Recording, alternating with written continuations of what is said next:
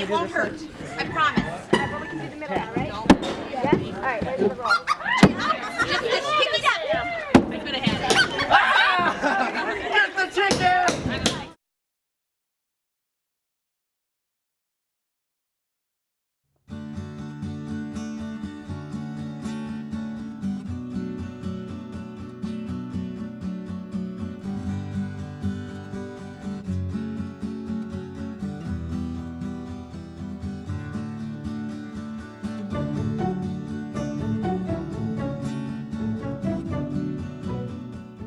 When you're waiting for the flight, you're just you're kind of in that stage right before you go, and you've been doing all that preparation up to that point, and all of a sudden it's all starting to come to a beginning. Really, all the preparation comes to an end, starts transitioning into action, and it's just that anticipation and excitement. My name is Luke Ambrose. I'm 17 and I went to Baja, Mexico. My name is Samantha. My name's Nick Beard. Karina. My name is Anya. My name is Grace Lindberg. My name is Brooklyn. My name is David Miltimore. My name is Ross Miltimore. I'm 17 years old and I went to Baja, Mexico.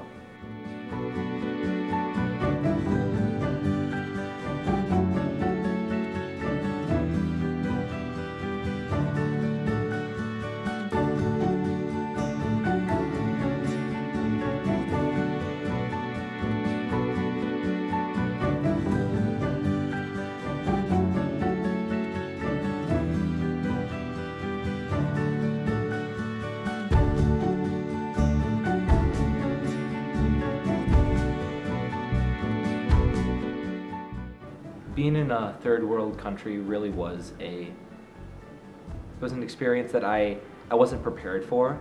I mean, I knew that of course there was going to be poverty, there was going to be hardship that wasn't just unseen. I mean, I was going to see what people struggled with. I was going to see the struggles of whether it be poverty, lack of money. I kind of could feel the effects of what it had done to the communities. When we were building the house, I guess it was really interesting to see they don't build houses the same way as we do, not even close. So when we got started and looked at the plans, it was really different, and you know, the wood wasn't just perfect, but down there, what you had is what you got. Building a house, it was pretty difficult. I'm not a carpenter at all. It was really hard to get the hammering down. I definitely bent a lot of nails, but I think the hard work and that I had to put into it, it definitely it was definitely worth it. It was definitely a growth experience. Building a house was definitely something that I did not feel was going to be possible in a 4-day span, but as we got going, it really turned into a doable task. It probably wouldn't have been as easy had I not had people to work with, friends to enjoy the work. It was work that I'd never done before, and that troubled me. As I was led by whether it be the foremans or my friends who knew what they were doing, it started to become a really enjoyable and fulfilling task. And in the end, looking at the finished product was something I never thought could be possible for a group of teenagers from Minnesota. Painting was super fun. That was really messy. It was fun. A lot of the neighbors and stuff, they like to come and help, and that's really fun to hang out with them, like the little kids, and even the people that were setting up and selling stuff, they'd come over. I tarred the roof, which was really fun.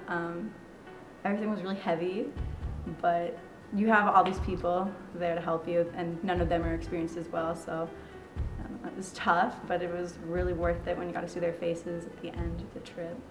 Playing with the kids was encouraging because you see that joy really doesn't have a language barrier, because people understand having fun no matter what language they're speaking. To be able to give them that joy without any precedent or any knowledge of their language was awesome to see that we could do that. So It was a lot of fun playing with the kids because, I mean, I learned how to make balloon animals just for the trip, and Like they were so excited and like they had so much fun with it and they just loved and they wanted to help too and it was just so cute. Playing soccer in the dirt. I mean, when I think of soccer, I don't think of kicking around a dusty ball, but you know, in Mexico, that's exactly what it was. And the kids weren't sad that they didn't have a field. They weren't sad that the conditions weren't better. They were just happy that they had a soccer ball to play with. They had people to play with. They had new friends for that week. Blowing bubbles down the street and having them chase them and pop them, they could have done it all day and not got bored.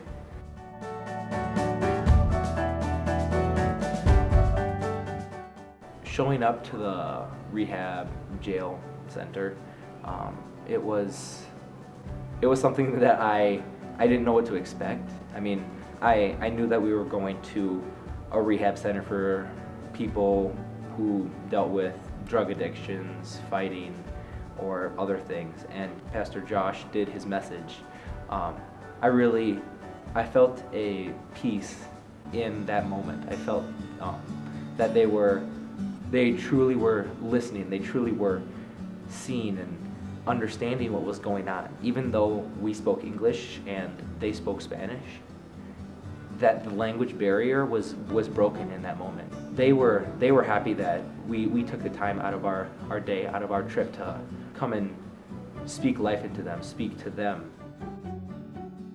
The distribution of toys and gifts and supplies, it was a really interesting experience. When we showed up, there was lines of families, kids, mothers, fathers, waiting there to greet us and, get some supplies for their house. And, as we found out later that day, some of the families had been waiting there for 2-3 hours. Yeah, but it was chaotic. The kids were wanting everything that you could give them. They wanted the balloons, they wanted the bubbles, any way you could entertain them. Thank goodness we had Eric. He was yo-yoing for them and they were entranced by that for a bit. Everybody got something, and at the end, I think there was a lot of chaos because everybody got something and then we just kind of let everybody go.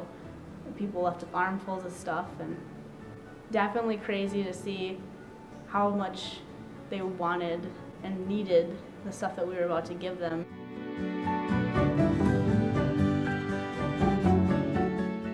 Hiking a volcano in Mexico was pretty intense.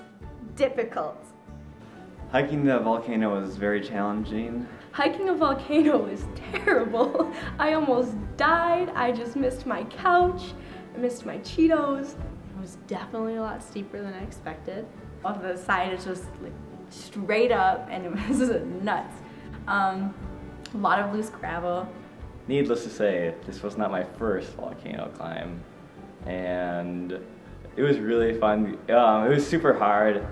There was no path, there was no really clear way to get up there, so we had to make our own path.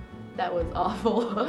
But we got to the top and we sang and there was this cross and it was a lot of fun. I had a great time. I'm so glad I hiked it.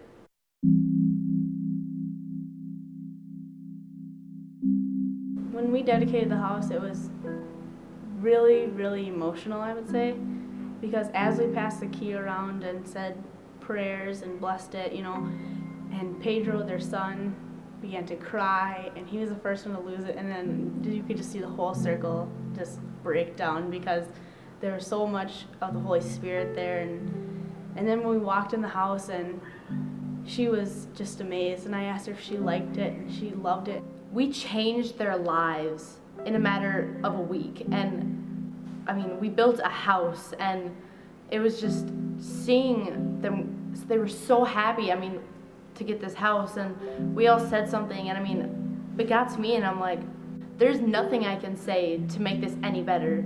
Dedicating the house was very emotional when everyone was talking to the family and seeing how the family reacted to getting this new house. It was very emotional. Telling them how I felt and how they impacted me at the dedication, it was awesome.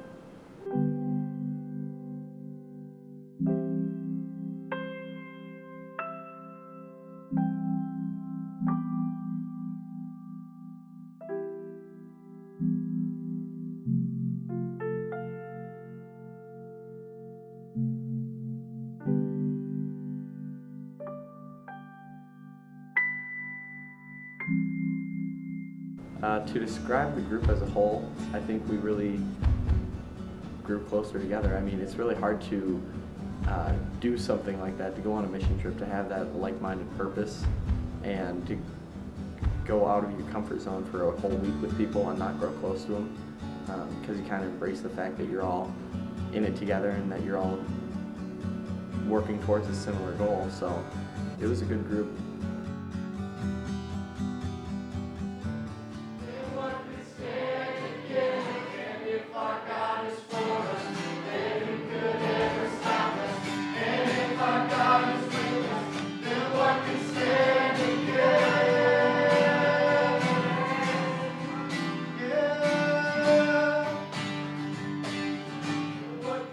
Something that I gained from this trip that I definitely will remember for years to come is that we should be content with what we have and be grateful for the little things that we receive in life.